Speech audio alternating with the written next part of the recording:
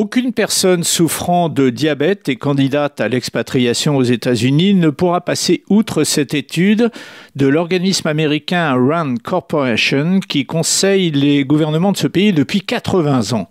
Commissionné par le ministère de la Santé américain, celui-ci a comparé le prix de l'insuline aux États-Unis à celui pratiqué dans d'autres pays et le résultat est accablant. Le prix moyen par unité standard d'insuline vaut aux États-Unis près de 100 $, soit à peu près 10 fois plus qu'en France, où elle vaut 9 $, ce qui est en moyenne le prix d'ailleurs dans tous les pays de l'OCDE.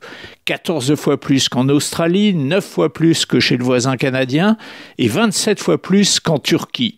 Quant aux médicaments génériques de l'insuline, il est à peine moins cher. Alors pourquoi de telles différences ? Principalement parce qu'un trop grand nombre d'intermédiaires intervient dans la chaîne d'approvisionnement, les distributeurs, les réseaux de pharmacies affiliés, d'autres encore, et plusieurs États américains poursuivent donc en justice des firmes pharmaceutiques. L'Illinois, l'Arkansas, le Kentucky, le Minnesota, le Mississippi et la Californie qui, elle, va plus loin en envisageant la possibilité de fabriquer et donc de vendre sa propre insuline à bas coût dans le cadre d'une société à but non lucratif qui a déjà reçu du gouverneur de l'État un budget de 100 millions de $.